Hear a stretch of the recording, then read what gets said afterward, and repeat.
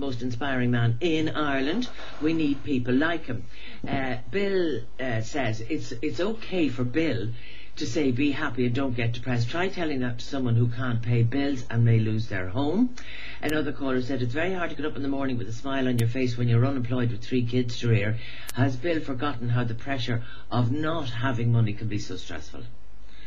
Marion, I appreciate all that, and it's all very well to say it's all very well for me. If I was to give them the problems that I go through during the year, I wonder what they do under the weight of those, because it's not all about money, it's about keeping a business afloat, it's about getting cash flow, it's about trying to keep your people, and so we've all gone through our own different issues and traumas. I'm just saying that whatever your troubles are, you're better off doing them with a happy heart than doing them with your head in the ground, because that will definitely pull you down. I know, but you do know there are people who are having sleepless nights at the moment doing sums.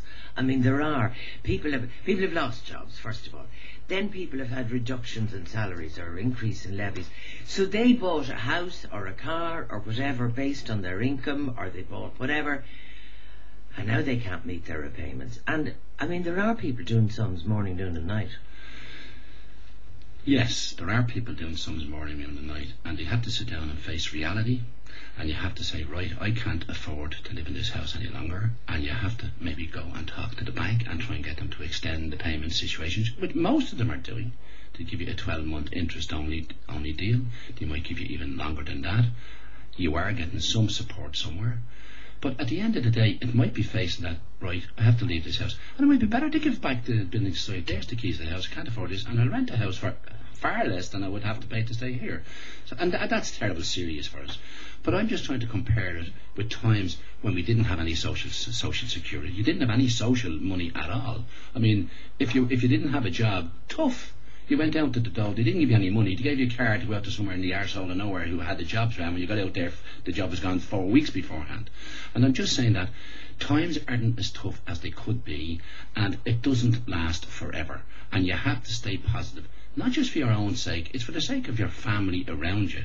If you're the leader of it, and the mother is, or the father is, they've lost their jobs, I'd still say to someone, go out and find something to do. There's plenty of people you can walk in. There still are jobs out there. And if you're prepared, I'd be prepared to work for nothing for somebody, because I know that if I worked very hard for a fella for a week, he'd throw me a few quid. Or I'd make tips in it. So you have to take up these kind of mental position on it. I am going to make some money today.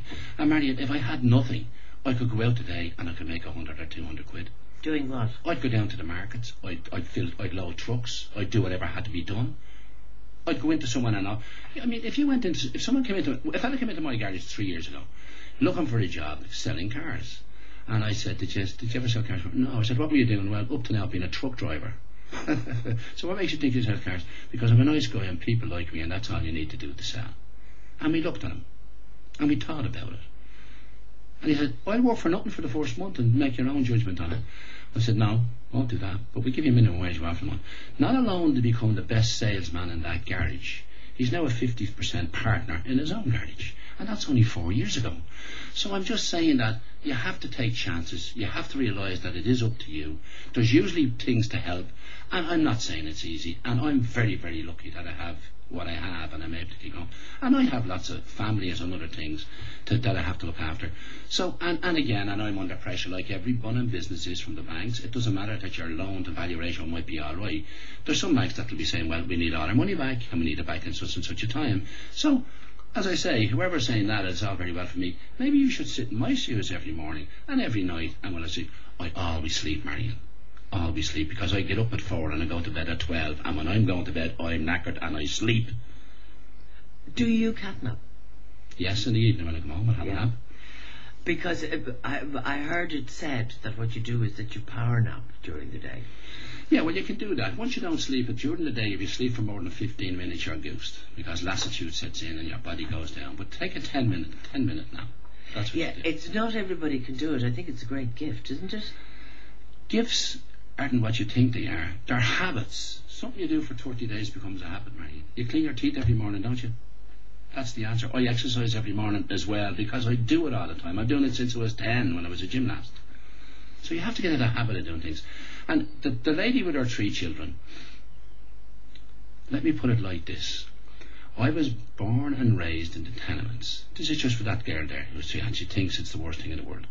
My mother had 14 children. We lived in one room, not about the same size as this one we're sitting in now. Mrs. Preston upstairs had 22 kids. There were 109 kids living in, 109 people living in the house. There was no running water, a tap in the backyard.